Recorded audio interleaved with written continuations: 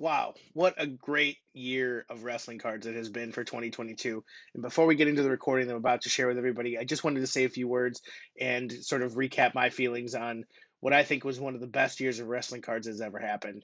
And I couldn't have done it without a number of people, a number of voices on Twitter continuing to add content, continuing to add fun topics, engaging, making everything on social media so much fun.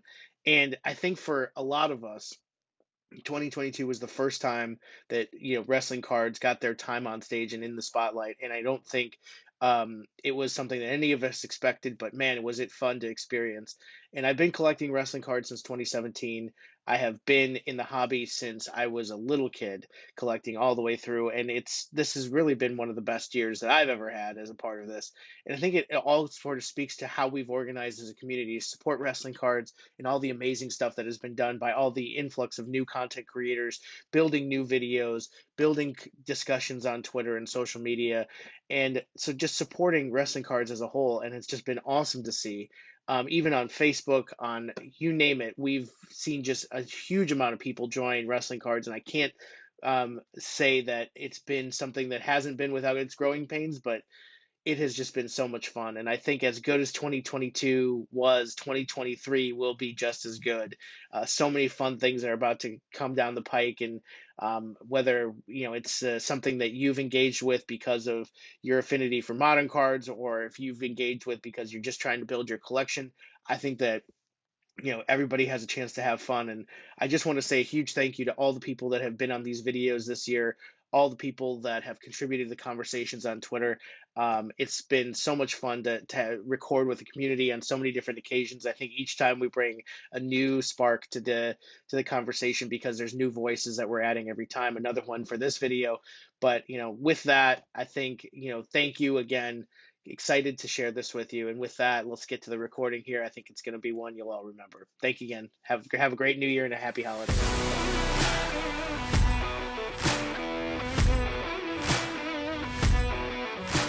What's up, everyone? Excited here because we've got a lot of fun people to join our conversation covering the year that is Wrestling Cards 2022. I know a lot of us have dedicated countless numbers of hours collecting, tweeting, everything. And I think this is the perfect panel to cover the best there was, the best there is, and the best there ever will be on everything that has to do with wrestling cards for 2022 and beyond.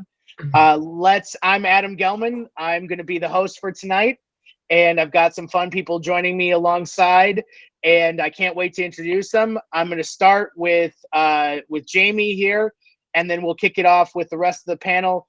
And Jamie, if you want to introduce yourself quickly, and then we'll go to Ryan and Kyle and go from there. How's that sound? Good. Yeah, Jamie Wallace. I'm sure everyone has seen me online. I'm excited to do this. I think it really doesn't, matter what we say here. It's whether it's good or bad. It's going to get, some people are going to get angry about it. Some are going to be, ecstatic about it. But I'm not going to pretend to be an expert, on every single topic. I'm not. I'll let you guys handle certain ones and everything. But I'm happy to be here and happy to, chime in where I can. Awesome. Thanks, Jamie. Ryan, my friend, how's it going, sir? Going good. Ryan Schear, Macho Madness. Most of you guys know who I am. If you don't, sorry, you're missing out. So I'm just looking to have fun tonight. I just want to talk about wrestling cards, have a good time. We're going to rehash some stuff. We're going to bring up some new stuff. We're going to give some opinions. And like Jamie said, love them or hate them, they're still opinions, so take them as you will. Nice. And we have a new voice to add to the fray, everybody's favorite Flex on Twitter, but somebody that hasn't joined one of these conversations before, but somebody I felt was keenly aware to add to the whole narrative here. Flex, Kyle, however you want to call yourself, please introduce yourself. My government name is FlexBurkhead, actually. Not really. I'm just here so I don't get fined. Nice. Thanks, Marshawn. This is gonna be fun. Yeah, looking forward to it. Looking forward to I guess I'm officially joining the NWO probably gonna get some some new enemies for being here tonight by Always. association. Guilty by association, right? That's right. Exactly. I always love adding new voices to these videos because I feel like it's the same people over and over again. And this gives an opportunity for more people to add their voice to the conversation. So let's start there. 2022, humongous year for wrestling cards. Kyle, do you want me to call you Kyle or Flex? How do you want me to refer to you? Doesn't matter. Whatever feels natural. All right, Flex. So Flex, with the 2022 now mostly in the rear view, we're starting to see sort of the end of the year in sight.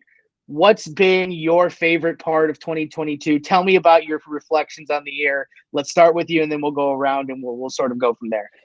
Well, my ultimate favorite part of the year was when we got WWE Prism trending on Twitter. That was like when like wrestling cards officially arrived on the scene.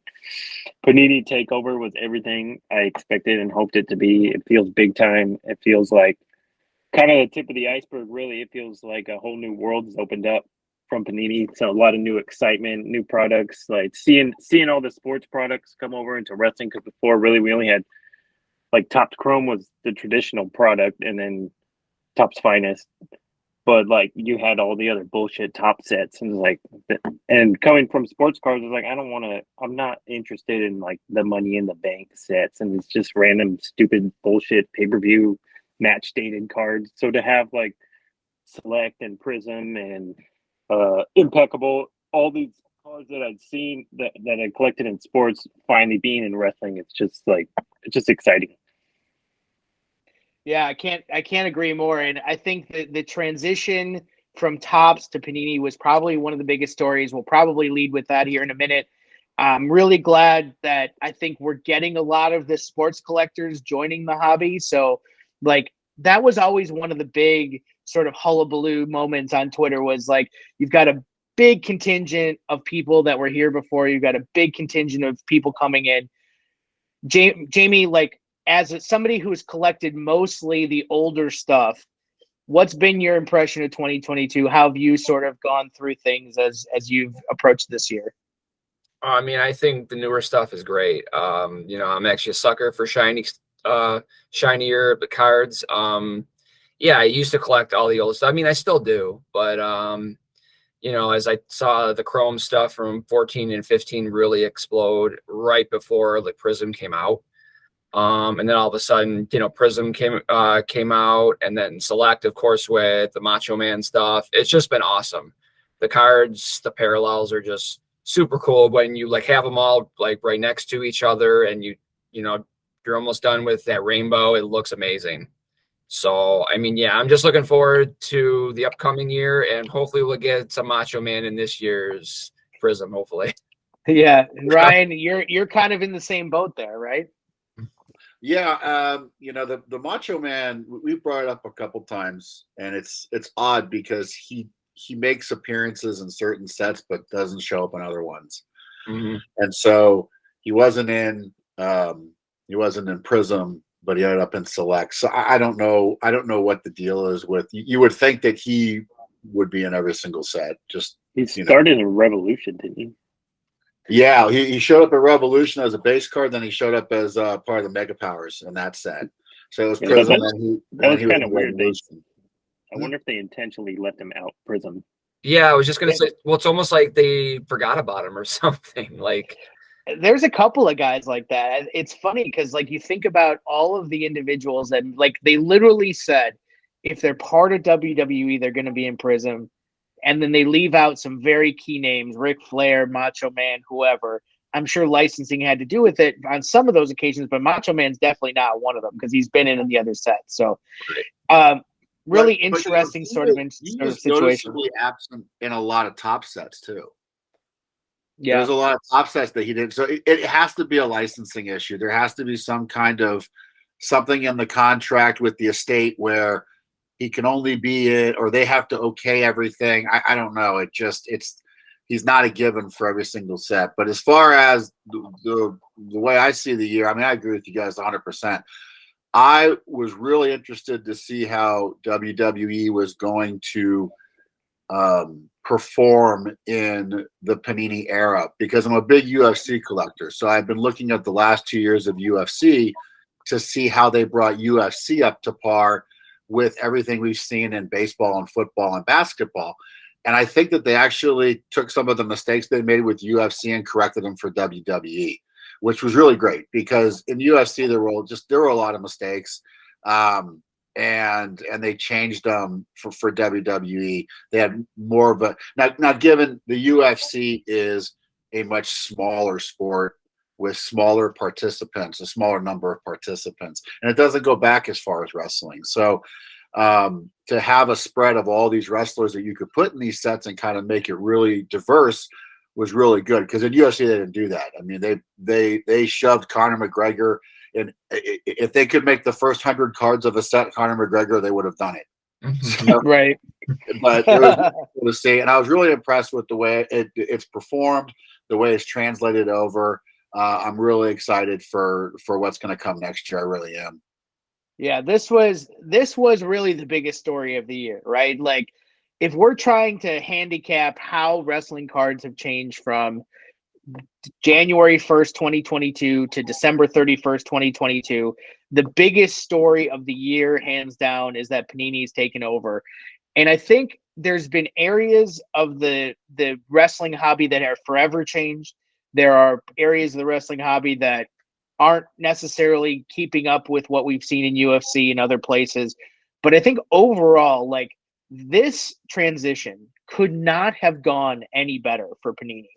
And I think the reason I say that is because every product has gotten them humongous amounts of attention.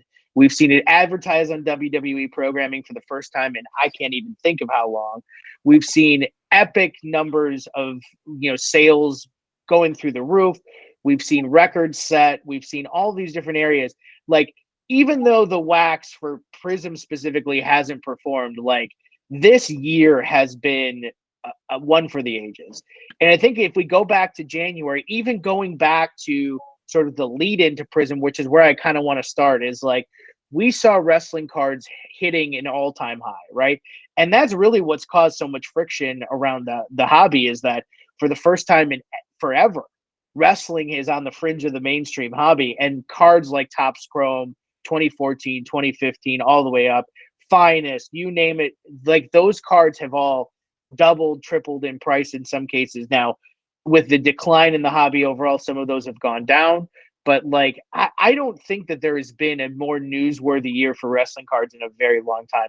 Flex, what's your feedback on kind of like your experience as somebody who is sort of at the forefront of both sides of this? Like, you said you were a sports collector. You've now had a long experience in WWE. Like, what's been your opinion as Panini's sort of taken over? Give me some of that feedback that you've had over this year. Well, I'm basically like transitioned purely into wrestling now. Like, I'm done with sports for the most part, but I thought it was interesting the way the Topps Chrome performed on the lead up kind of to Panini. Because if you look at it now, a lot of those cards, they've come back down to earth a little bit. And I don't know if Panini kind of took the wind out of all of the old top sales or what, or people were just speculating like Topps are going to stop making it. Topps is going to stop making it, so they're going to want those cards. They want those cards or what? I don't know. But I what was I going to say? I will say when they came out, or when 14 and 15 started selling like crazy, I think a lot of people, myself included, were like, all right, I'm going to get this before Prism comes out, because it's just like snowball effect, basically. Right. Once, like Prism comes out, if people are like priced out of that, then they go to the next thing and the next thing and the next thing. And so it's almost like, oh, I'm going to go back to here. I know Brett McGrath always says turn left when everyone is going right, kind of thing. Yes. Yeah. I'm sure he's gonna love that shout out. So everybody was focused on like Prism, and at the same time, so was I, but I was also going back to 14 and 15 Chrome and 20 and 21 Chrome, just going back and trying to get stuff. Yeah, it's an interesting situation because, like, for the first time, I tweeted out that Panini was taking over much before it actually took hold. We got the official announcement in November, and almost immediately things just went fucking bananas, right? So, like, you had all sorts of people coming in. They wanted to equate the legacy products from the sports into the new sort of WWE contingent, whether that was Chrome, Finest, whatever. You saw Chrome boxes from 2020, 2014, 2015 all jump absolutely to a degree that we've never seen before. That's really something that we really haven't seen before in wrestling cards. Like, there's never been a mainstream contingent invading in that level. And Ryan, for somebody that's been a part of UFC and you've seen this happen and you've seen this come to fruition and you've experienced this as a UFC collector, when you saw the announcement officially made and people start flooding in, trying to get ahead of the game, what was your immediate sort of reaction? What did you sort of think of this as we were going into the beginning of the year, into the first sort of Panini sets, but also those last few WWE sets that came fast and furious as you were sort of closing out the Topps era? Well, I mean, I knew it was going to happen. Whenever it's like you said before, Adam, when they lead with Prism, they're doing that for a very specific reason.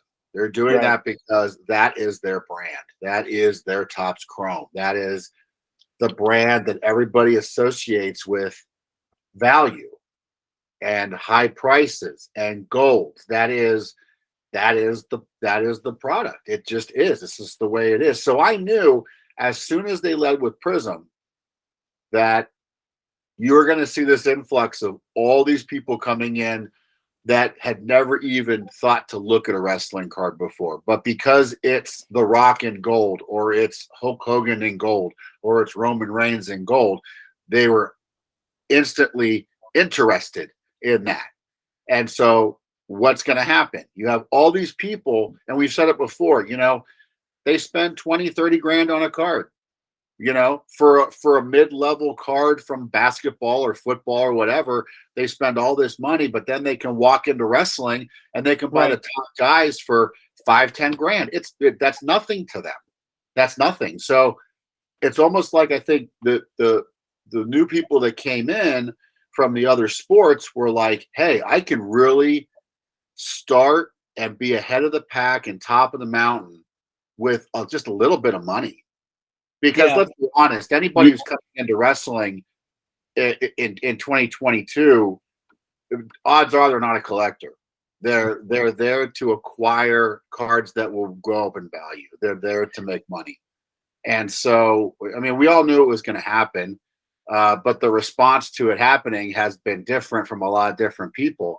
And, for me, when I see these people that talk about how they want to grow the hobby and everything else, but then they get pissed off when new people come in and spend money, you can't have it both ways. Mm-hmm. You can't have, you can't have the days of $60 boxes where that sat on the shelf of your card shop for a year versus some guy coming in and wiping out all the Prism at $500 a box, and you're pissed off because you can't get any. So either you got to take the good with the bad. If you view it as bad, then you just got to take it. It's the way it is. Yeah. That's kind of I kind of got sidetracked from the original question by the Topps Chrome. But when I first came in, that's exactly like Ryan said. It's like, okay, I'm here in sports cards. Like, if I want the best card in the set, I'm need to fork out 5-6 figures to get it, which I can't do. But I can walk into wrestling and I can get the top cards in these new sets for a couple $100. So it's a completely different ball game and so much easier to enter than it is to enter in the top tier of sports cards. Yeah, it's a really interesting sort of situation because, like, we just had the Mac Jones Black Prism sell for $100,000. That guy, as we've seen, probably didn't live up to that price tag. But to get the Rock, to get Stone Cold Steve Austin in any of these sets, a lot of their main cards are selling for a third of that, a tenth of that. Like, these are investment level pieces selling for pennies on the dollar, peanuts. And to say that this is the opposite of what wrestling card collectors are going to want, because more attention is being brought to that hobby. I don't see how you can, to Ryan's point, I don't see how you can say, yes, I want to grow the hobby. I want more people here. I want it to be fun. And then I get fucking pissed when people are absolutely going to spend every last dollar on wrestling cards that I could ever imagine spending in my entire life. So you have people on Instagram that whether they're the top accounts, whether they're the mainly followed people, what your opinion of them is irrelevant. The fact that they're putting wrestling cards on their profile, they're putting wrestling cards at the forefront of their investment portfolios, like that for me as a collector shows that I've made it, right? Like wrestling, like I've been involved in football since 2005. I've been involved with baseball since 1991, whatever it was. Like those were always the mainstream. Getting in ahead of that crowd and being able to say, like, man, we are here and it's finally getting its time in the sun was huge for me.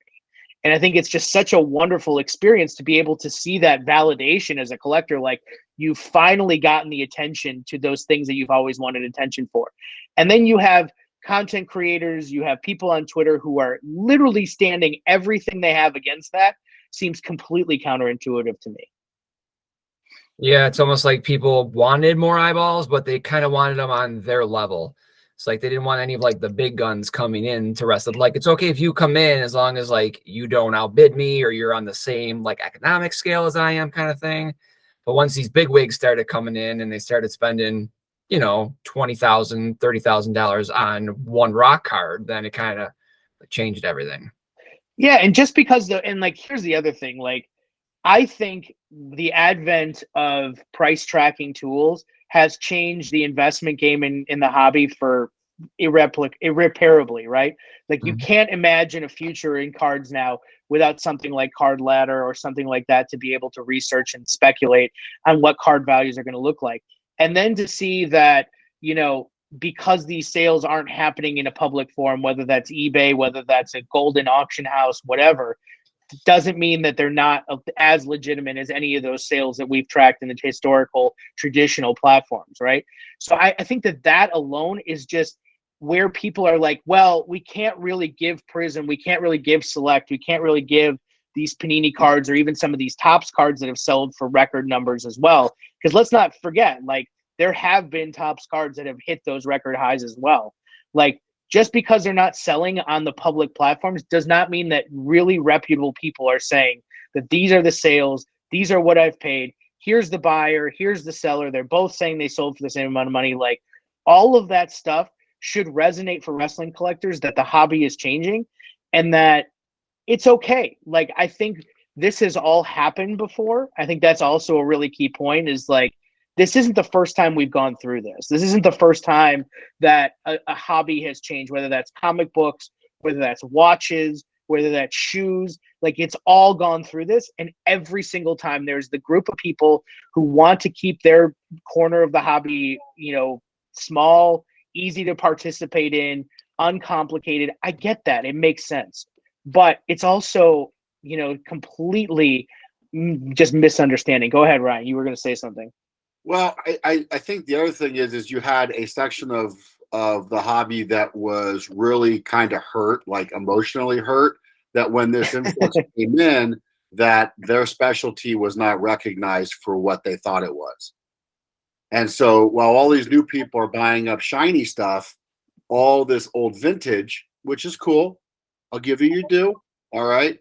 But to say that the new stuff is garbage when it's outselling all the vintage stuff, it's wrong. There's plenty of room in the hobby, in all the hobbies, for both vintage and modern to coexist and to reach high prices. But I think that what some people were expecting that have been around a while is, okay, all these new people are going to come in and they're immediately going to be all over my All-Stars, all over my Poppy Hogan's, and the issue that they don't understand, in my opinion, is that stuff, it's so old at this point that it's not readily available. I can't just jump on eBay and find a 1970 whatever Andre the Giant card from Japan. I just can't do it. but I can jump on and I can find a rock prism out of 20, you know? And Right. so I think that what happens is that they really need to understand, and this goes for everybody. Everybody has to understand is that you've got two markets at play here. You've got the vintage market and you've got the modern market. And the modern market is going to set, I think, pretty consistently high marks, not necessarily higher because some of the vintage stuff has really been selling high lately. But I think that when you see that, you just have to understand that, you know, you'll see like a Hogan card go for $51,000, right? And that's great. That's great for that market and that vintage. But you'll see this card go for 10 and this card go for 12 and this card go for 20 and this card go for 30 in that span, which is modern. So you just have to understand Right. that there's, you know, checks and balances to it all. You make a great point, because it's like, okay, new people are coming in. We welcomed a huge contingent. Hey, we welcomed a huge contingent of people to the play here, to the diamond here, to the squared circle, whatever it is you want to call it. Like, there are more people in this circle now than have ever been there before. And almost all of them that are joining the Facebook groups, Twitter, whatever, are joining and jumping on a lot of what you're saying, because it's front and center, right? It is the indoctrination point for a lot of these people. So when you get into a situation where hobby is growing, and this happens in baseball too. This happens in basketball. This happens in football. When new people join, they join in for the new stuff. Sometimes they discover the old stuff.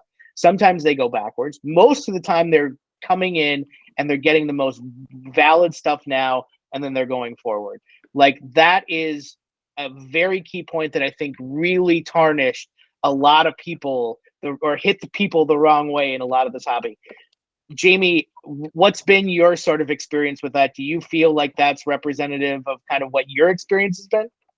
Yeah, I mean, it just seems like, at least for me, like, I do collect both and I like both. It seems like, in my opinion, this is just me saying this, the vintage guys aren't as accepting of the new stuff as the modern collectors are accepting of the vintage stuff, if that, you know, like, kind of makes sense. There are some vintage guys that do both also. Oh yeah. But it just seems like to what you guys were saying, if you're gonna jump into this right away, if you want the all-stars, that's, you know, that's awesome, but it's gonna cost a lot. It's still gonna cost, you know, a decent amount if you're gonna do modern also, but it's probably going to be a quarter of what you would spend on like a Hogan, a Flair, and Andre for the All-Stars, where if you could probably get 20 silvers of the new Prism, Rock, Hogan, Stone Cold, you know, it doesn't matter. Like, I just feel like it's a lot easier to jump into modern. And I just feel like some vintage guys kind of saw that as, well, I was here first kind of thing, and here comes in all these people now stepping on my toes kind of thing. That's just the vibe that I was getting. And again, I've had arguments online with, you know, it's well documented. Everybody. Yeah. So yeah, but again, there are vintage guys out there that are accepting of the modern stuff and vice versa. So yeah. I don't understand. Number two is, with the modern, there's more options right now. Right. Yeah, exactly. There's so many more options, because for vintage, I mean, there's like, what, 36 wrestling all-star cards. There's no parallels. There's no, you know, if they're signed, they're not pack pulled, which is a big deal to a lot of people, you know, and it was delivered in a set format, which is, you know, it's such a different world. It really is. But that's not new. That's not new. That's not unique to wrestling cards. That's not, the way it is everywhere. Right. It's not. It's absolutely not. However, the vintage collectors need to understand that the people coming into the hobby right now to wrestling are young, with money, and they are buying new shiny stuff that they're used to in the sport, in the stick and ball sports. That's what they're buying. Vintage collectors in the stick and ball, they don't buy wrestling. They buy Mantle, they buy Clemente, they buy Ruth, they buy, you know, you name it. Yeah. Yeah, they buy the big names in sports. Maybe they'll dabble in a Hogan card here and there. But I also feel that wrestling cards can get really confusing. They get really confusing when you have oh, well, this card was in a vending machine in Japan in 1974, and this card was only in a set in the back of a magazine in 1982, and this card was only in a Hostess Cupcake pack in Birmingham, Alabama for 2 weeks in July of '86. And so with the vintage stick and ball sports, it is cut and dried. It is Topps and maybe Bowman, and that's it. Boom. That's all you got. 660 card set. You're done. There's no very few variations. And I think that's part of it, is that wrestling cards are very, very complicated. And for new people ahead, coming in, for new people coming in, like this is what happened to me when I first came in. I was like, okay, I want to start, like, I want to buy all the best John Cena cards. But you can't just come into wrestling and get all the best of the old cards because somebody already has them. People don't want to sell them. People have their collections. They don't want to sell them. So what do I do? Okay, well, new shit's coming out. Let me get the best new shit. Because all the old stuff is somebody owns it and they're not going to sell it. So 100%. my options is to buy the new stuff. And yeah, that's exactly right. And in sports, like I was big in, like, I love prospecting football players. Okay, coming to wrestling. What does Panini have? Panini has rookie cards. Panini has cards of guys who literally have never had a card before outside of indie cards. So let me buy the new rookie cards because I can't get the old ones. Yeah, it's a great point. And I think the whole complex nature of how everybody is approaching wrestling cards versus how they would approach the stick and ball sports, those things are very universal, as I've said a number of times already. And I think to Flex's point, it's like, okay, if I'm coming in and I came in recently. So just like a lot of the people here, I started wrestling in 2017. I immediately wanted to focus on people that I can see on TV that I'm invested in, but I also want to have, the fun stuff from when I was a kid through the Attitude Era and whatever. So I immediately started looking, all right, I want a Stone Cold Steve Austin card. There weren't many of them. Like there were only probably like 2 or 3. There was one autograph at the time. Now 2019 that changed, but like none of that happened. And like I think that's where the grading aspect of it sort of changed that game a lot. But it's also like those don't interest me as much as the new stuff does. Like to Flex's point, like rookie cards interest me because I'm a sports collector, and sports collectors base their collections around rare stuff and rookie stuff. Like I want the rookie cards, I want the rarest stuff, I want the highest end stuff. And for the most part, it was all owned already. Like wrestling collectors are notorious hoarders, right? I'm one of them, right? You can see my collection. I'm not selling any of it anytime soon. So if I want to find somebody to collect, I either have to find somebody that isn't collected widely by somebody else, or I got to get into these other sections of the hobby where these cards are readily available. And the old stuff is either super confusing because it's from Japan or it's from like some foreign country, some oddball release, not graded, who knows? Like all of that stuff doesn't equate to a stick and ball sport. So it's really hard for me to latch on to it. So let's talk about the rookie cards, because I think that is the next logical sort of controversial point that really took center stage in 2022. We had a number of collectors saying that rookie cards were the first appearance, and you had a number of collectors like me and Ryan and a few others that were saying, no, rookie cards and first appearances are two different things. Like all of us on this call have been in this discussion at least once on Twitter. Like, let's hear, Flex, you started off here. Like, what's been your experience having this discussion on Twitter? Do you feel like we are living in a bizarro land, or do you think that the wrestling collectors and saying like, yes, these 20 copy indie card releases are really the rookie card, even though they may be more valuable, whatever. Give me your take on this. I mean, it's a pretty bizarre. It's a bit of a bizarre world. The thing with a rookie card is like rookie card is defined as being something. Like there is the definition of what a rookie card is. I think the problem is people hear like when you say like an indie card is not a rookie card, people like think that just because you're saying it's not a rookie card means you think like it's not cool or it's not rare or it's not desirable. Because I like indie cards. I don't think they're rookie cards, but I also don't think it matters whether or not they are rookie cards. Because even if it's not a rookie, it can still be desirable, valuable, rare, cool. Like, I think the whole distinction, like, I just don't see the point of the debate, because rookie card there's literally a definition of it. A debate not worth having. Imagine that in wrestling cards. Exactly. No, you're right. I think that was always the distinction, is like you had this like contingent of people that were like value equals rookie. And it's just like, guys, like this isn't the way that this goes. Like that's not the way a rookie card is defined. But like, it's fine for a rare indie card to not be a rookie and to also be valuable. Like the things don't have to be. Yeah, good point. You know, it's almost like that point was belabored a number of times, and it just didn't get through. Jamie, you were going to say something. Go ahead. Yeah, I just always use the like Michael Jordan comparison. His first card ever was technically the star card in 84, 85. Yeah. But the rookie card was actually in his third season in 86, 87.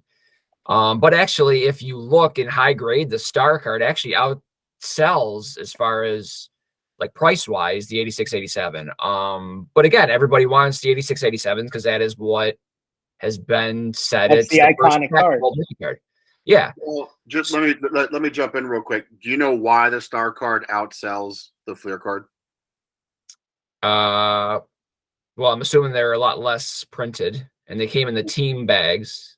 That's part of it. Yeah. Condition's an issue because they came in those loose-fitting, like Mylar team bags. Right. But the counterfeit on that card was so rampant because it was an inferior stock that most grading companies wouldn't even touch them until like a couple of years ago. Yeah, BGS were at one time the only ones doing it. I knew that. Right. Yeah. PSA wouldn't even touch them.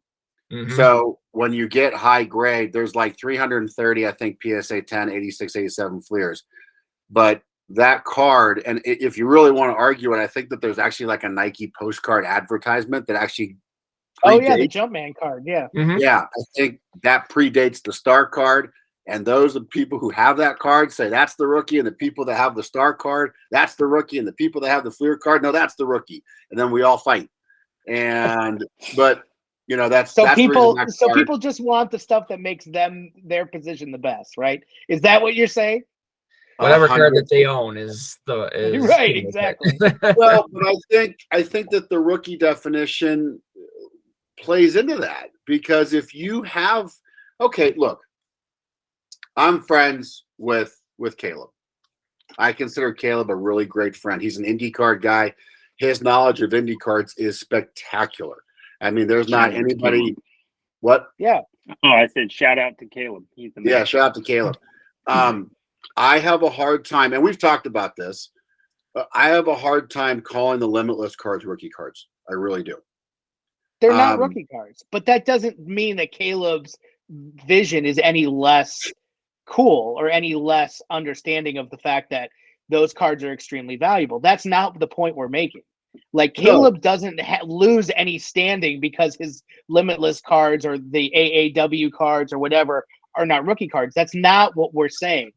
What we're saying, I think at a very base level, is that the rookie card definition is clear in the fact that it has to be nationally available, licensed by a major organization, whether that's WWE, WCW, whatever, and it has to be pack pulled, and it has to have a base set number and all of these other things that have been defined for 30, 40 years now. Like, I hate that definition. I think that definition doesn't really apply in a hobby where the most valuable cards are the ones that are the most rare. Like, I'm the person that says absolutely, like, value should dictate iconic status. Value should dictate what people are chasing. But the rookie card definition is pretty fucking clear. Like, I don't understand why there's even a debate. It doesn't make those other cards less clear. Because less cool, I mean. People have stock in these cards. Exactly. Right. It is a financial motivation to call these cards rookie cards. So I heard somebody say the other day, the first appearance is the rookie card. So if I was on my game back in 2016 and I took pictures of MJF when he was wrestling wherever, and I went to Kinko's and made my own card set. Is that a rookie card now? Is that the rookie card? I mean, there is a place for Limitless and the Lyman cards and all that. There's absolutely a place for it, and there's a reason they're valuable. It's because they are so rare. But to call them rookie cards is not right. They're not rookie cards. MJF's rookie card is 2021 Upper Deck AEW. And that doesn't mean it has to be the most valuable either, correct? Well, of course not. But you know, people get on there and they say, "Oh yeah, it's like $3. How could it be a rookie card?" Well, you know what? Ken Griffey Jr.'s Topps rookie is like $1.50. So, you know, if you really want to argue the money point, you know, like for me, I don't even consider parallels rookie cards. I don't. Like you have Tom Brady's Contenders rookie. I don't consider the championship parallel a rookie card. It's a rookie year card. It's not a rookie card. The rookie card is the base card found in the base set that makes up the set. That's the card for me. And Yeah, that's because what by I'm saying. definition, it's not the rookie card. Right. Right. And it Exactly. doesn't matter. So, in your guys' opinion, the Hogan 82 first appearance, the 85 is the rookie? The 85 then is the rookie. Topps 85, the Topps card is the rookie card. Right. It was readily available nationally, licensed by a major company, pack pulled, all of the stuff, base set numbered, all of the stuff. Does that mean it's the most valuable Hogan card? No, it doesn't. Right. It doesn't have to be. It's way behind the 82 All-Stars. Yeah. So, I mean, the 82 could be a first appearance, or they're saying the 81 is a first appearance. But they're all valuable. So, I mean, yeah, I think the whole point is moot. I mean, you know, the whole conversation. Exactly. Fuck it. They're all rookies. All of them. I don't give a shit. Let's just make everybody happy. They're all fucking rookies. 2022 AEW just came out. That MJF card's a rookie. Fuck it. You know, it's like when I hear people say, "I've got Michael Jordan Wizards rookie." You know? Or the first Prism. I got Tom Brady's first Prism. Yeah, card, I got Tom Brady's fucking Prism rookie in 2012. What the fuck? Yeah. and that's Everything's what I think. Like, no one, and like, I think people take this so fucking personally. Like, let's just be, we'll get into the Twitter drama here in a second. But wrestling collectors, and this is something that really took me by surprise in 2022, because up until this point, I love the wrestling card community. But the second that anybody had any problem with anybody, it was automatically a personal affront. Like, anybody has a different opinion on anything, it doesn't matter. I'm taking it personally. It's an attack against me. Like, no one is saying Caleb is lesser of a person because he believes that his MJF is the card to have. Is it the rookie? No, it's not. And just like the Hogan 82 All-Stars is not his rookie. But it doesn't matter because the iconic status of these cards can dictate value above and beyond that. So in terms of this discussion, like, it was literally people getting fucking bored on Twitter and not knowing their shit and being able to sort of levy an opinion that isn't based in the hobby. Now, I'm saying specifically that's not out of the ordinary, as we've seen. Like, wrestling collectors tend to define their existence by a different drummer, and they walk to a different beat. But I saw somebody on a video say, why do just because wrestling has changed in the last year doesn't mean all of this stuff automatically applies. It applied before. Like, all of this stuff fucking applied before. But it's just now at the forefront of the discussion because all of these new people are here, and all of those new people are going to be talking about this the same way because it exists in the NBA, it exists in the NFL, it exists in hockey, it exists across every last little goddamn set that has ever existed in the history of cards for the last 40 years. Like, even going back to the 40s and the 50s, like, rookie card is a standard. I hate the definition right now because it doesn't apply to the modern hobby, but doesn't change the definition because everybody, when something sucks, but everybody agrees that it's the right way to do it, it's the way to do it. Like, why is a Prism Gold worth more than the one that's out of 5 or out of 1? Like, it because it's just the way it is. Sometimes the hobby is just the way it is. So with that, let's get into the drama section of this, because I think that was what gave us all the most activity on Twitter over the last year.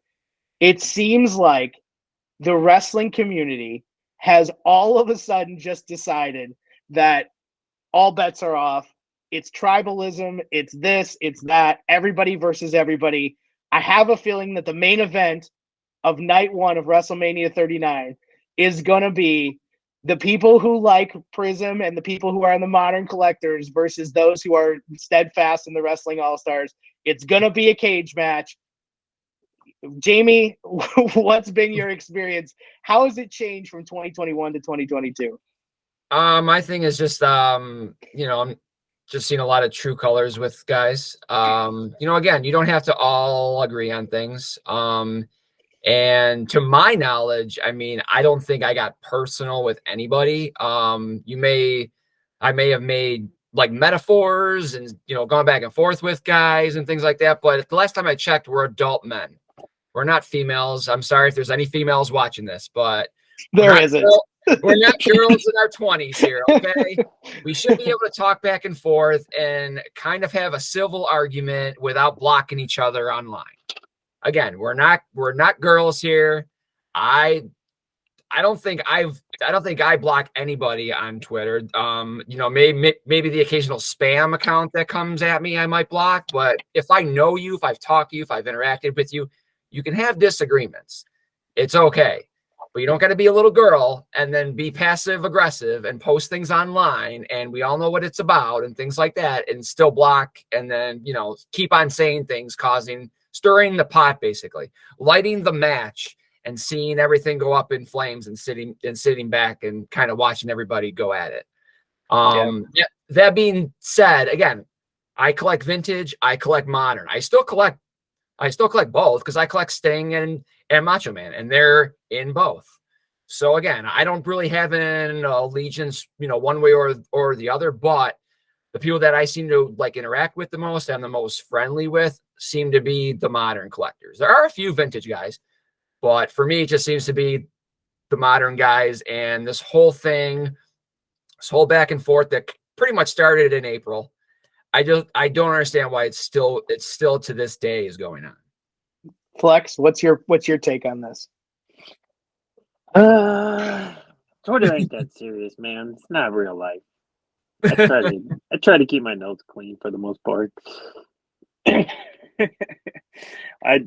will say that when April Prism rolled around, and I was having a lot of fun with it, and because I was excited for Prism, and I was hyping it up a lot, and it seemed like people took offense to that, to the point where like I was costing people thousands of dollars, I believe was an exact quote someone made, just because I was excited about for a product. So I don't know, man. I don't take this shit that seriously. Yeah, I think that was always the main thing. Ryan, what's if you had to sort of categorize, because I think you started off one way, you sort of like straddled the line, and then like you started to realize a few different things. Things have changed recently. You teased a heel turn for us. Let's hear your take here. What's your feedback? Well, as someone who does not mix it up online, I have decided that I am going to join the other side and only collect Wrestling All-Stars. I actually have just acquired an entire signed set, including the Wizard. So I will be registering that on PSA shortly. And no, but to go with, honestly, sometimes I just get bored. Sometimes I just get bored and I have a point and I want to argue it. And then there's takers. And, it's like Flex said, it's just not that serious, man. Like, we all got lives. We all got responsibilities. We all got shit we got to do. And every once in a while we jump online, we have an argument, and then people block you because they don't like what you're saying or whatever else. But I know those of you that have blocked me, your lives are less exciting now. So is mine, because I can't watch the fights anymore. I know for a fact that you guys miss me. And if you want to unblock me, you're more than welcome to. And then we can pick it up where we left off. But it's like Tony says, like what you like, collect what you collect. Who gives a shit? Who gives a shit what a rookie is? Who gives a shit who's first car? Man, just take this stuff so seriously. And it's just not. There's just so much more going on. This is like first world problems. Like if there was a definition of first world problems, it's like, oh, hi, little girl in Ukraine. How's it going? Oh, well, I dodged a couple shells on the way to school today. How about you? I got into an argument as to which was MJF's rookie card online. It's just not serious, guys. It's not serious. I'm a modern guy. I appreciate the vintage. I appreciate their place in the hobby. I appreciate Limitless. I appreciate people's different expertise. I may not get along with Dave Peck, but that guy knows his wrestling all-stars and all the stuff from that era. Absolutely, 100%. What I wish some people would do, if somebody comes to me and asks me about wrestling all-stars, you know what I do? I say, message David Peck. That's who knows about this stuff. I don't pretend to know about wrestling all-stars. And I wish that some people online who don't have expertise in certain areas would not try to bullshit their way through it. Just let it go.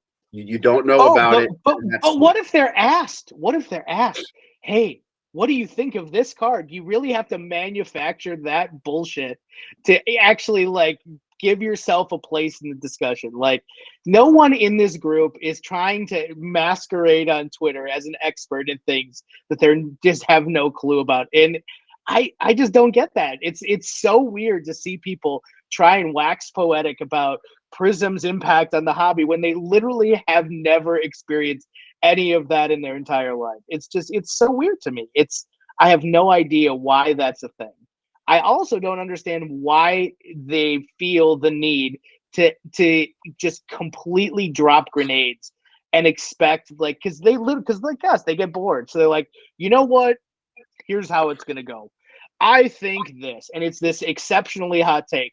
And then it's just 28 replies of all the people piling on, and it's just because it's an echo chamber. It's a big, giant circle jerk, and it's like people surround themselves in this bubble, and they're looking for reinforcement of their viewpoints with people that already have agreed with them. To your point, Ryan, it's like I don't get the idea of just existing that way. It's so exhausting. That was my biggest thing. It just seems like every few weeks, a comment is said. And then it's like, all right, guys, have at it. Go, here, I said this, now go nuts and, agree with me and pile on and keep going and, whatever. I mean, when you're posting screenshots of my auctions saying I lost money or whatever, I mean, like you said, I guess your life is not that exciting. If you got to look for my auctions. I don't get that. It's just so weird to me. Again, I'd be the first one to say I lose money all the time. So Flex, I'll be the first one to say. Hot takes get the most engagement. I'll tweet some profound intellectual shit and get 20 impressions, and then a couple weeks ago I tweeted Bryce Harper is better than Mike Trout and got fucking 60,000 impressions on the tweet. Right, exactly. So you just fucking throw shit out there to burn shit down, and you'll get your engagement. But I think it's one thing to do it for fun. It's another thing to completely base your entire life around it. Well, it's funny too because not only did we see modern versus vintage beef, we saw some vintage in-house fighting this year as well. That's even better. That was pretty entertaining too. The battle of the set registry. Go ahead, Ryan. You were going to say something? I love, you got.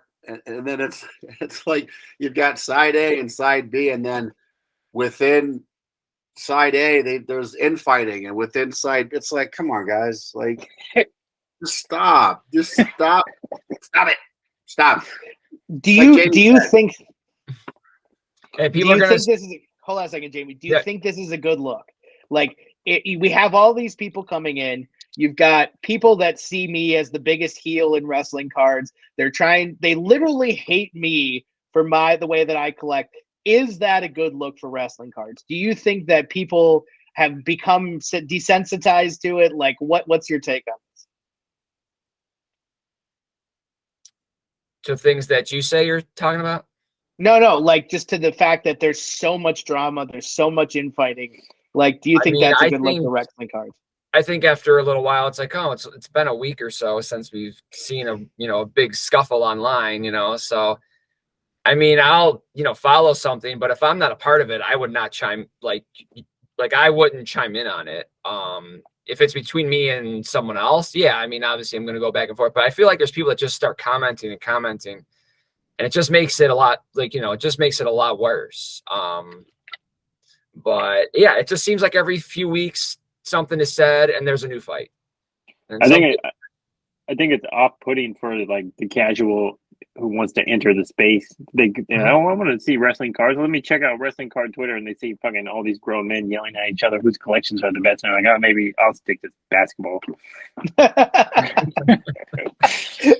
Which I'm sure it happens in all sports. That's like another thing that people didn't realize with all this new influx. I mean, the argument happens all the time, like in all types of facets. Like I was in a Michael Jordan Facebook group, and there's tons of fighting that goes on in there. Oh yeah. So again, I just think it's the first time that we saw it this year. So that's just kind of why it took everybody by surprise that, hey, I guess everybody isn't like 100% friendly all the time type thing. Yeah, and I'll say this, like when I came into wrestling cards, I was floored by the level of community that existed. Like I've said this on a number of videos. Like it was one of the main contributing factors to me wanting to stick around. And like I feel like the gatekeeping and all of this other shit that's been going down this year is relatively new. Like now, wrestling fans being tribal, who would have guessed? Like it's come on, like we see what happens with AEW versus WWE. We'll get to that in a second. We saw what happens when people feel a direct opinion politically or otherwise. I mean, it's literally a shitstorm nonstop. So that's not surprising. It is surprising that it's permeated wrestling Twitter the way that it has, because I feel like coming into this in 2017, over the last 5 years, I've seen people wanting to help each other. I've seen people wanting to cheer for each other. But then you have people, you mentioned David Peck, you mentioned all of these other guys, like it's a me first attitude. It's not a we first attitude. And I think like I'm going to call that out specifically. I said the gloves were off on Twitter. Like, here's the thing. Like my goal for wrestling cards, regardless of whether or not you agree with the way that I collect, I get it. Like not everybody likes what I collect. I don't like what everybody else collects 100% either. But I don't hate people because they collect a certain way.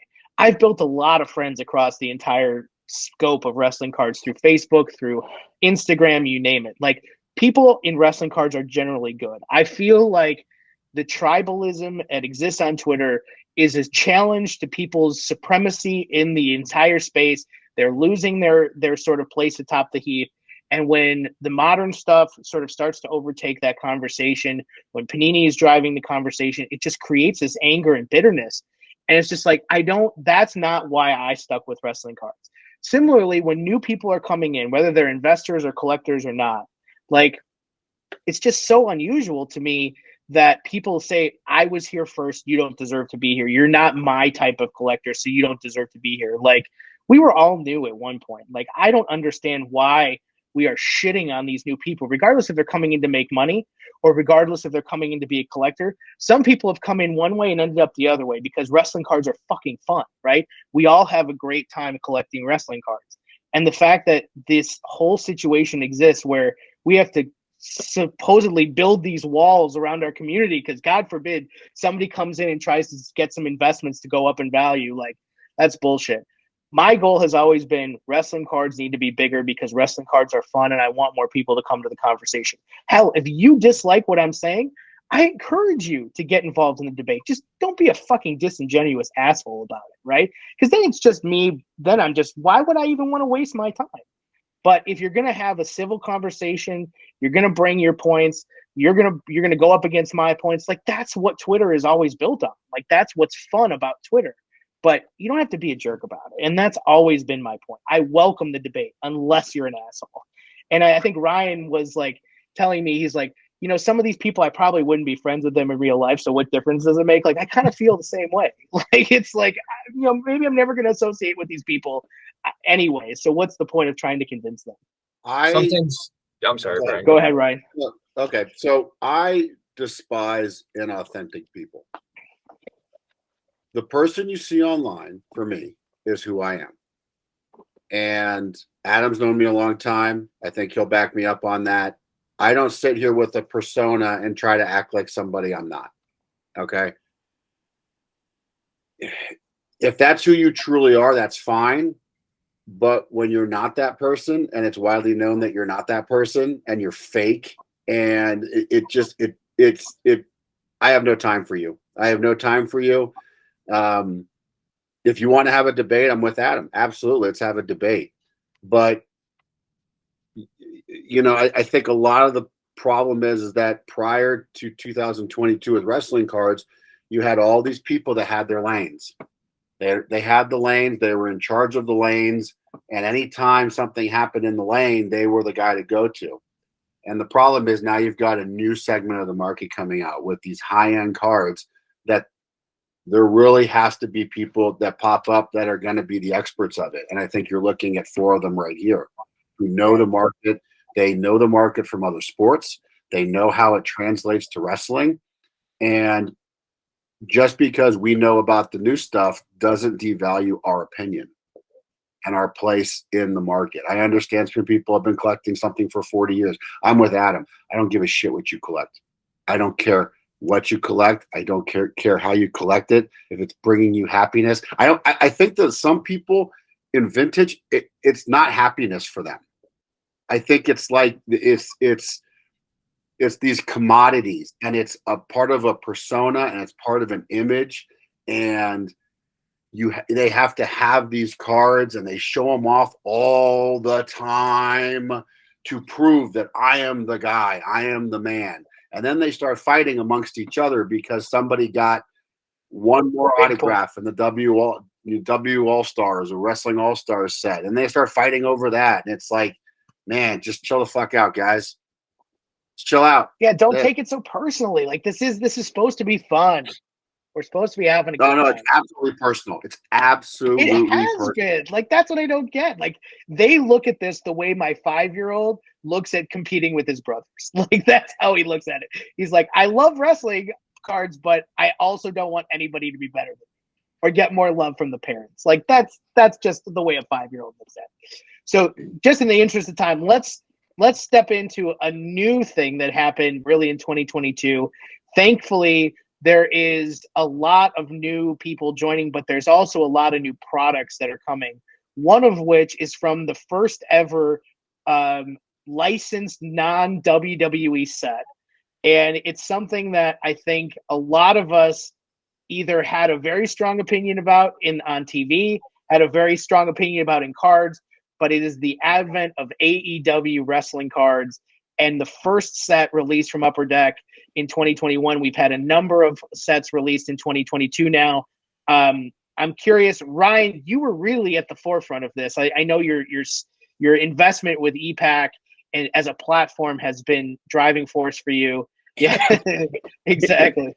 So tell me, like, what drove you to want to collect AEW cards? Because I don't know if you watch current product as much as probably people expect.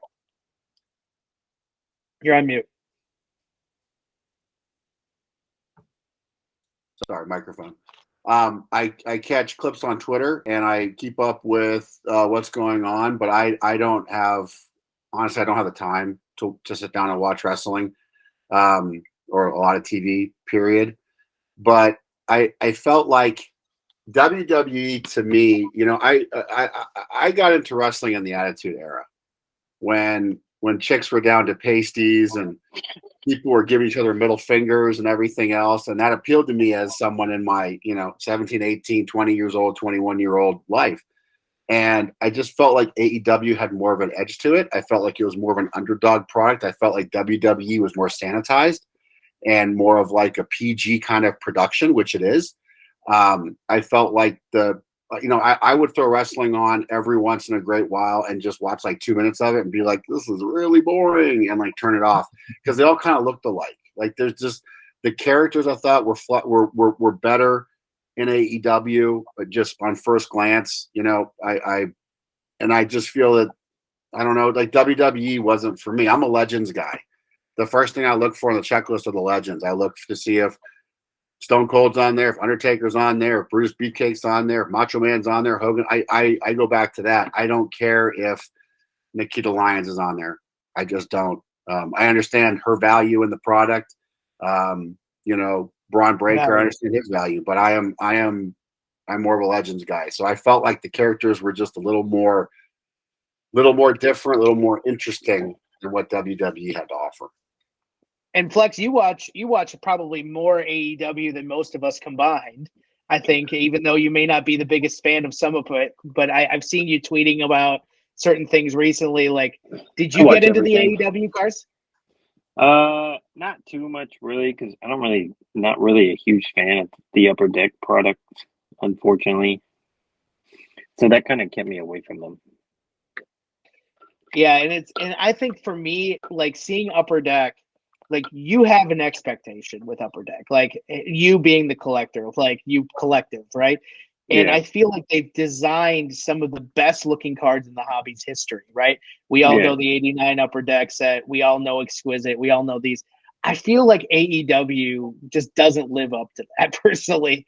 And I don't like the product. I don't like the TV product either, but the actual product itself, like what's your thoughts on that?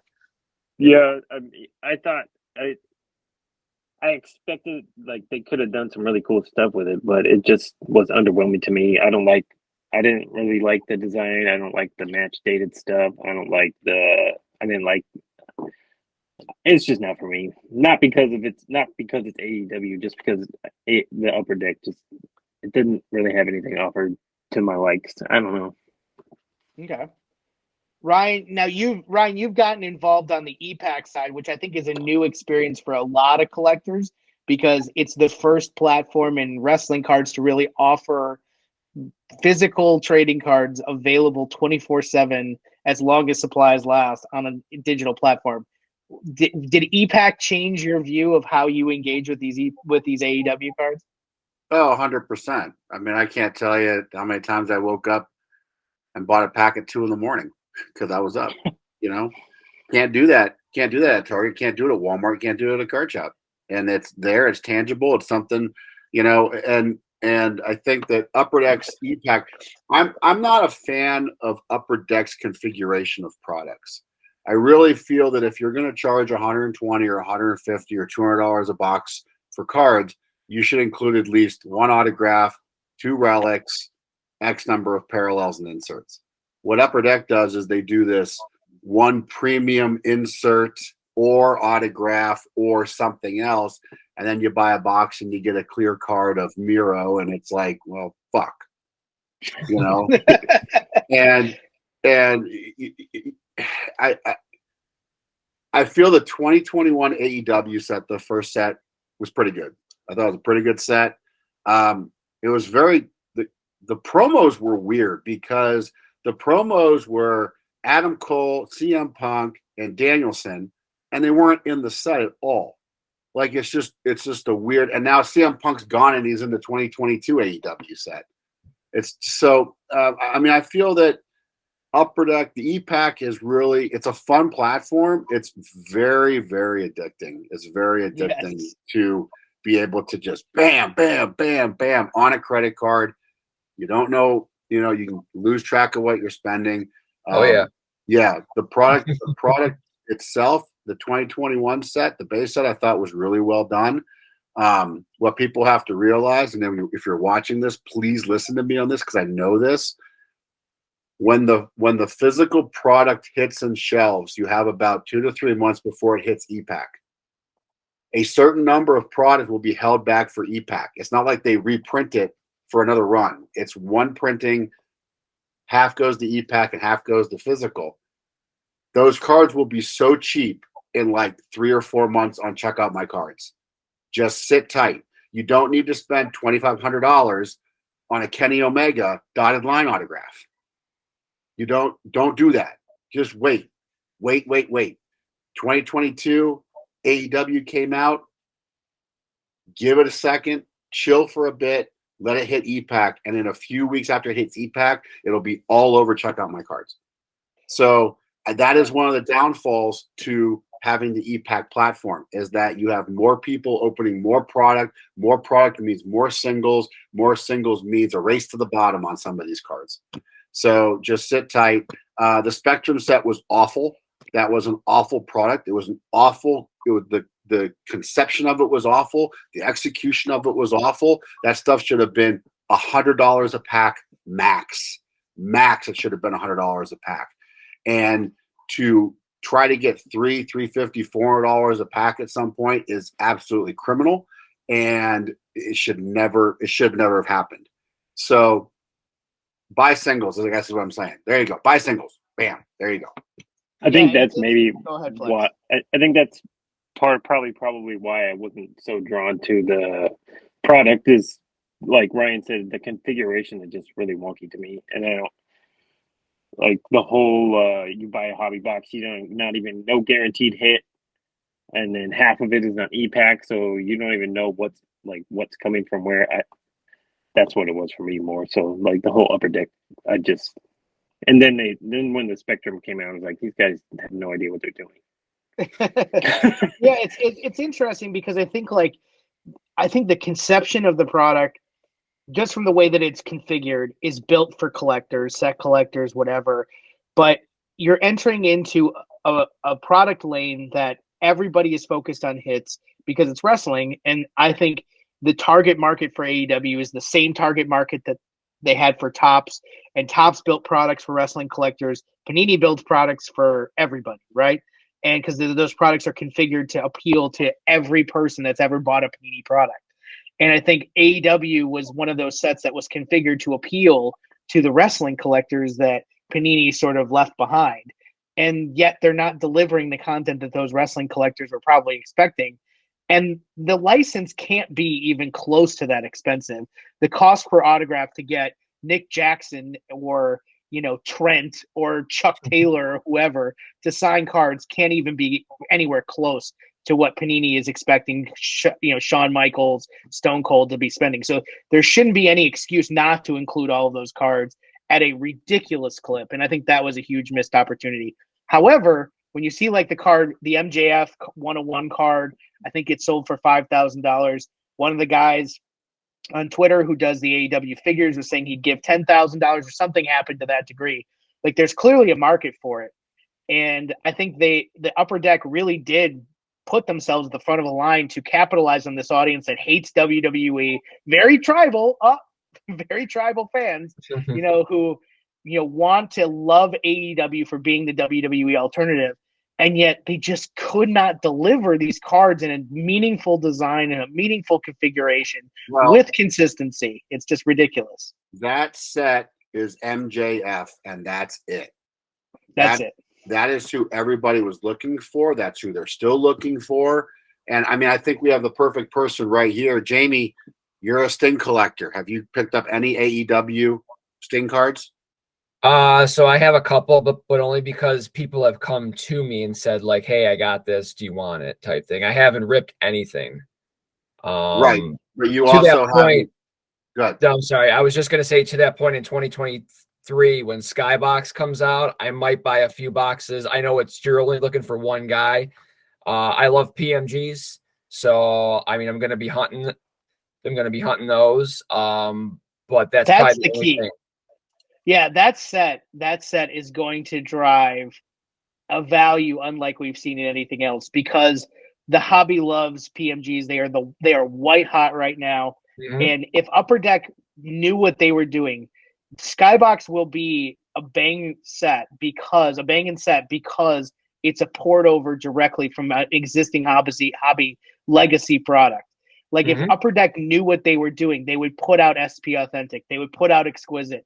They would put all of these things in the AEW brand, and they would sell like hotcakes. Instead, they're trying to build these things from scratch, and they're garbage. Yeah, because I know like hockey, they came out with Skybox last year, and to my now, I mean, I ripped a couple boxes, but to my knowledge, those were selling a lot. I mean, and still online, if you want to get a PMG out of those sets, especially if you want a green, it's it's gonna cost you. Marvel too. Yep, exactly. All right, so let's sort of wrap this up, guys. We're already over an hour here, so I have one final question for all of you. Tell me your favorite set of 2022. What got you going the most? And if you didn't have a favorite set, what was your favorite sort of pickup that you had? You can do both if you want. Flex, let's start with you. Prism, easily. Number one, has a special place in my heart. What about Prism makes it your number one? Just from the second Panini license announced, I was completely thrilled. And then when Prism was the first set to come out, I was like, okay, this is gonna be great. And then the checklist was released. The checklist was amazing. And then I don't know, man. It was just like I've been waiting so long for a great, like what I thought was a great wrestling set other than Topps Chrome to come out, and then it all came to a head all at once, and it was just like the release of Prism was almost like an experience. Like I don't get too excited for specific releases, but for Prism, it was like a whole new world was about to open up, and I don't know. I just loved it. I loved how they looked. It's my favorite set. Cool. Jamie, you're up. Select is easily my choice. There was no Macho Man in the Prism. So just with all of the parallels, and I'm kind of like you, Adam, at times when something comes out, like I don't want to worry about it later on. Like if something comes available and it's, for sale on eBay, I'm going to, take a stab at it. So I got most of my gold to start off right away. I got a lot of the animal parallels and everything. So, and then I acquired the 1-of-1 concourse, the black. So, I only need a couple more in concourse. I kind of went like all in on that, but I love the photo that they used on him. It can almost go with like any color match. It seems like it doesn't matter what the like parallel is. It just, they all look great. So yeah, I just thought that was an amazing set. They did a great job. So yeah, I'm definitely, again, Skybox next year, and hopefully Macho Man is going to be in next year's Prism. So we'll see. Be a huge miss if he wasn't. Yeah, exactly. All right, Ryan, you're up. For me, it was AEW Spectrum. Good choice. Good choice. I think you're forfeiting your choice. It was the greatest set since '88 Topps Baseball. 88 Topps Baseball. So for me, I think the base AEW set was really good. I liked it. I think it was a nice intro to that organization. But for me, it was Revolution. I'm going to go different just because it was the first appearance of Macho Man in the product. And the Galactics for me, that's it. I love those cards. And I was happy as shit to get the Mega Powers one. I'm still looking for the base Macho Man. But where else can you buy a $60 box and hit a Hulk Hogan autograph, or a Roman Reigns autograph, or a Stone Cold Steve Austin autograph? Well, just the price point alone. Yeah, it started out at 130, 140. But Revolution has always been meant to be a very entry level, cheap product. It always has been, PC pre-COVID. It was $55, $60, $65 a box in basketball, and you could pull Luka Doncic autographs and everything else. I did. So Revolution a Revolution at its current price point is probably the best value in wrestling right now at $60 a box. Beautiful cards too. Yeah, and it's a fun set. It's a big set. It's a 200 card set, which is nice. And I just think it's a really well done. If you like shiny, that's a great set. It's colorful, it pops, it's got a lot of stuff going on for it, and you can complete a rainbow without having a 1-of-1 because there are no 1-of-1s of the base cards. So, and the answer is. So Select was one of my favorite WWE products of all time. I've talked about it in a million different videos, but I think the set that got me the most excited was actually Impeccable. And the reason I'm saying that is because it had on-card autographs. It had relic autographs. It had some crazy relics in there.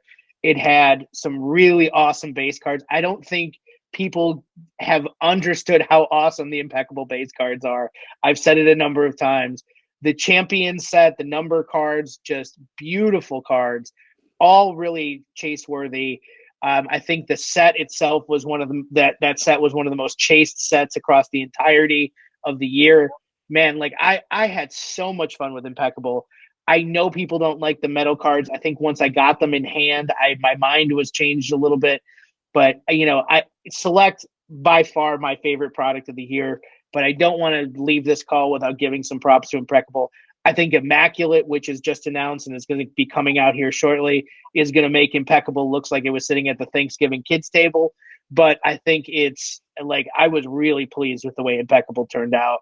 But overall, like I Prism, special place in my heart. Flex, I'm with you, man. Like I spent money, I spent time, I spent energy chasing Prism stuff. It's still my favorite. I just got another huge Prism card today that I'll be sharing here coming up. But like, man, I can't say enough good things about Prism. I can't say enough good things about Select.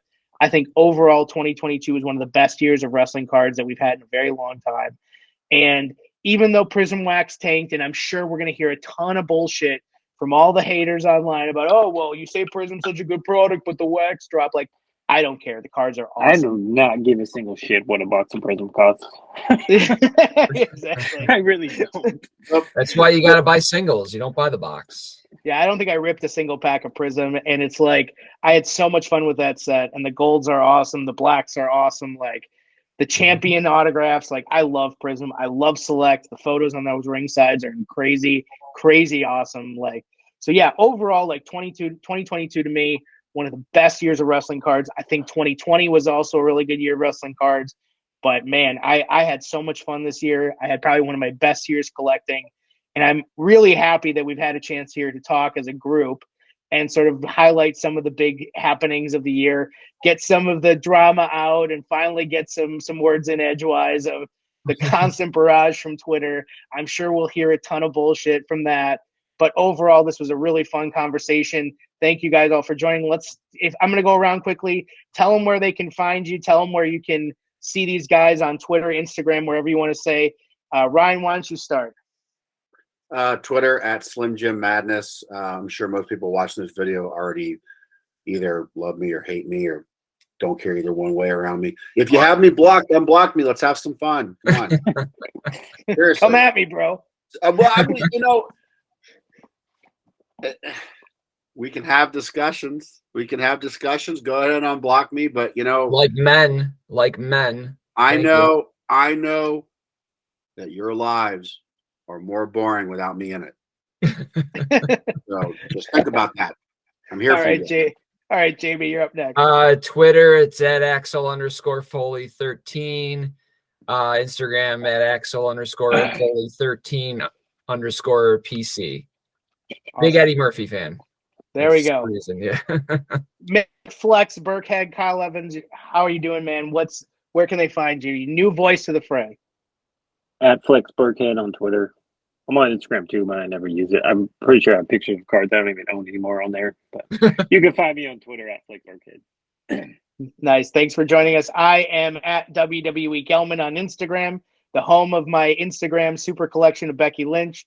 On Twitter, I am at SC Uncensored. You can find me on Facebook on Wrestling Cards and Collectibles and a whole bunch of other places. Excited to be coming to you live here with this awesome group of people discussing wrestling cards. This is what we do for fun. This ain't my job, but I sure enjoy doing it. So talk to you guys soon. Thanks again to everybody for joining.